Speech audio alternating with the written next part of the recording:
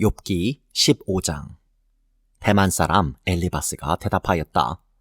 지혜롭다는 사람이 어찌하여 열을 올리며 궤변을 말하느냐? 쓸모없는 이야기로 논쟁이나 일삼고 아무 유익도 없는 말로 다투기만 할 셈이냐? 정말 너야말로 하나님을 두려워하는 마음도 내던져버리고 하나님 앞에서 뉘우치며 기도하는 일조차도 팽개쳐 버리는구나. 내 죄가 내 입을 부추겨서 그 혀로 간사할 말만 골라서 하게 한다. 너를 정죄하는 것은 내 입이지 내가 아니다. 바로 내 입술이 내게 불리하게 증언한다. 내가 맨 처음으로 세상에 태어난 사람이기라도 하며 삶보다 먼저 생겨난 존재라도 되느냐? 내가 하나님의 회의를 엿듣기라도 하였느냐? 어찌하여 너만 지혜가 있다고 주장하느냐? 우리가 알지 못하는 어떤 것을 너 혼자만 알고 있기라도 하며 우리가 깨닫지 못하는 그 무엇을 너 혼자만 깨닫기라도 하였다는 말이냐? 우리가 사귀는 사람 가운데는 나이가 많은 이도 있고 머리가 센 이도 있다. 내 아버지보다 나이가 더 든 이도 있다. 하나님이 내게 위로를 베푸시는데도 내게는 그 위로가 별것 아니란 말이냐?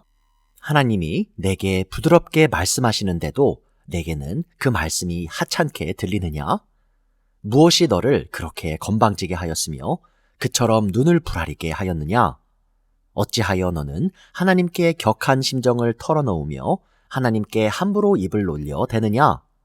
인생이 무엇이기에 깨끗하다고 할 수 있겠으며 여인에게서 태어난 사람이 무엇이기에 의롭다고 할 수 있겠느냐? 바로 그것이다.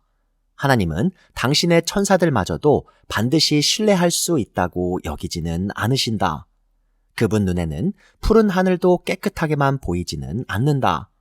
하물며 구역질 나도록 부패하여 죄를 물 마시듯 하는 사람이야 어떠하겠느냐?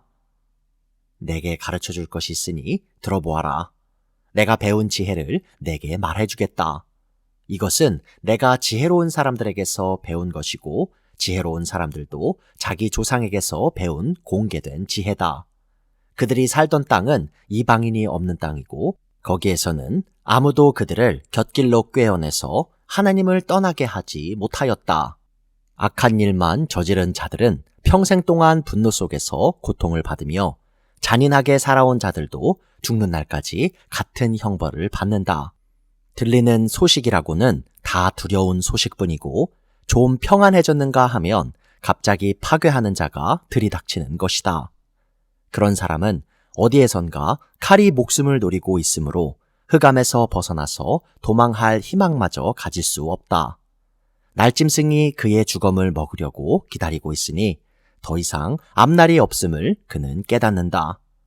재난과 고통이 공격할 준비가 다 된 왕처럼 그를 공포 속에 몰아넣고 칠 것이다. 이것은 모두 그가 하나님께 대항하여 주먹을 휘두르고 전능하신 분을 우습게 여긴 탓이 아니겠느냐? 전능하신 분께 거만하게 달려들고 방패를 앞세우고 그분께 덤빈 탓이다.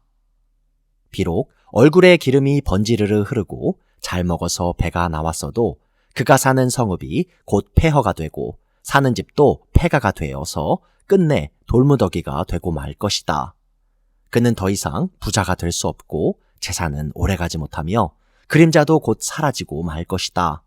어둠이 엄습하면 피하지 못할 것이며 마치 가지가 불에 탄 나무와 같을 것이다. 꽃이 바람에 날려 사라진 나무와 같을 것이다. 그가 헛것을 의지할 만큼 어리석다면 악이 그가 받을 보상이 될 것이다. 그런 사람은 때가 되지도 않아 미리 시들어 버릴 것이며 마른 나뭇가지처럼 되어 다시는 움을 틔우지 못할 것이다. 익지도 않은 포도가 마구 떨어지는 포도나무처럼 되고 꽃이 다 떨어져서 열매를 맺지 못하는 올리브 나무처럼 될 것이다. 하나님을 두려워하지 않는 무리는 이렇게 메마르고 뇌물로 지은 장막은 불에 탈 것이다. 재난을 잉태하고 죄악만을 낳으니 그들의 뱃속에는 거짓만 들어있을 뿐이다. 욥기 16장. 욥이 대답하였다. 그런 말은 전부터 많이 들었다. 나를 위로한다고 하지만 오히려 너희는 하나같이 나를 괴롭힐 뿐이다. 너희는 이런 헛된 소리를 끝도 없이 계속할 테냐? 무엇에 홀려서 그렇게 말끝마다 나를 괴롭히느냐? 너희가 내 처지가 되면 나도 너희처럼 말할 수 있을 것이다. 나도 너희에게 마구 말을 퍼부으며 가엾다는 듯이 머리를 내저을 것이다. 내가 입을 열어 여러 가지 말로 너희를 격려하며 입에 발린 말로 너희를 위로하였을 것이다. 내가 아무리 말을 해도 이 고통 줄어들지 않습니다. 입을 다물어 보아도 이 아픔이 떠나가지 않습니다. 주님께서 나를 기진맥진하게 하시고 내가 거느리고 있던 자식들을 죽이셨습니다. 주님께서 나를 체포하시고 주님께서 내 적이 되셨습니다.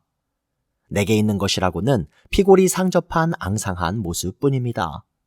이것이 바로 주님께서 나를 치신 증거입니다. 사람들은 피골이 상접한 내 모습을 보고 내가 지은 죄로 내가 벌을 받았다고 합니다. 주님께서 내게 분노하시고 나를 미워하시며 내게 이를 가시며 내 원수가 되셔서 살기찬 눈초리로 나를 노려보시니 사람들도 나를 경멸하는구나. 욕하며 뺨을 치는구나. 모두 한패가 되어 내게 달려드는구나. 하나님이 나를 범법자에게 넘겨버리시며 나를 악한 자의 손아귀에 내맡기셨다. 나는 평안히 살고 있었는데 하나님이 나를 으스러뜨리셨다. 내 목덜미를 잡고 내던져서 나를 부스러뜨리셨다. 그가 나를 세우고 관역을 삼으시니 그가 쏜 화살들이 사방에서 나에게 날아든다.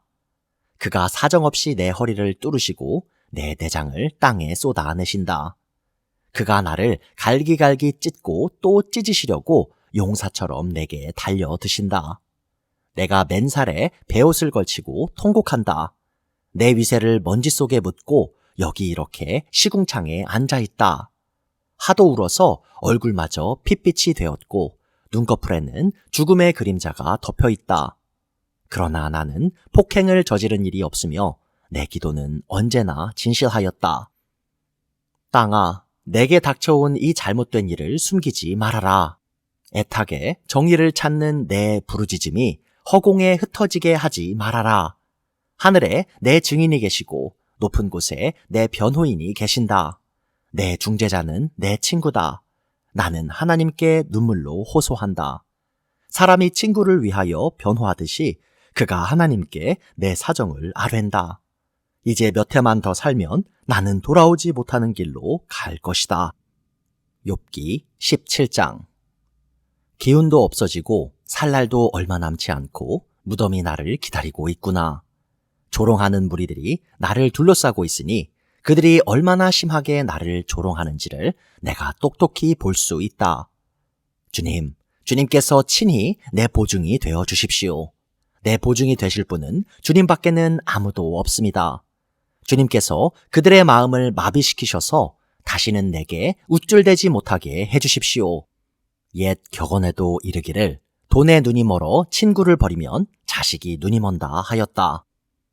사람들이 이 격언을 가지고 나를 공격하는구나. 사람들이 와서 내 얼굴에 침을 뱉는구나. 근심 때문에 눈이 멀고 팔과 다리도 그림자처럼 야위어졌다. 정직하다고 자칭하는 자들이 이 모습을 보고 놀라며 무죄하다고 자칭하는 자들이 나를 보고 불경스럽다고 규탄하는구나. 자칭 신분이 높다는 자들은 더욱더 자기들이 옳다고 우기는구나. 그러나 그런 자들이 모두 와서 내 앞에 선다 해도 나는 그들 가운데서 단 한 사람의 지혜자도 찾지 못할 것이다. 내가 살 날은 이미 다 지나갔다. 계획도 희망도 다 사라졌다. 내 친구들의 말이 밤이 대낮이 된다 하지만 밝아온다 하지만 내가 이 어둠 속에서 벗어나지 못한다는 것을 나는 알고 있다.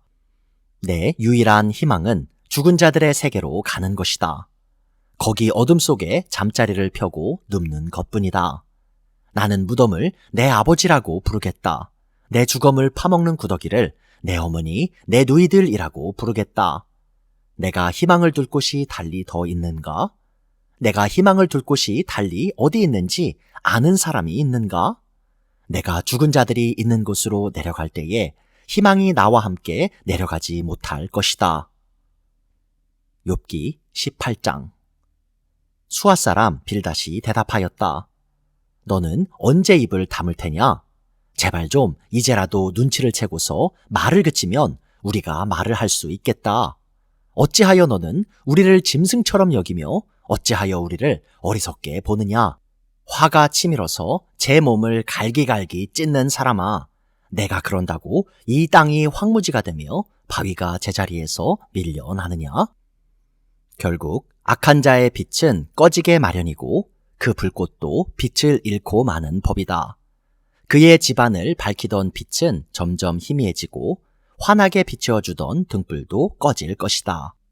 그의 힘찬 발걸음이 뒤뚱거리며 제 꾀에 제가 걸려 넘어지게 될 것이다. 제 발로 그물에 걸리고 스스로 함정으로 걸어 들어가니 그의 발뒤꿈치는 덫에 걸리고 올가미가 그를 단단히 죄일 것이다. 땅에 묻힌 밧줄이 그를 기다리고 길목에 숨겨진 덫이 그를 노린다.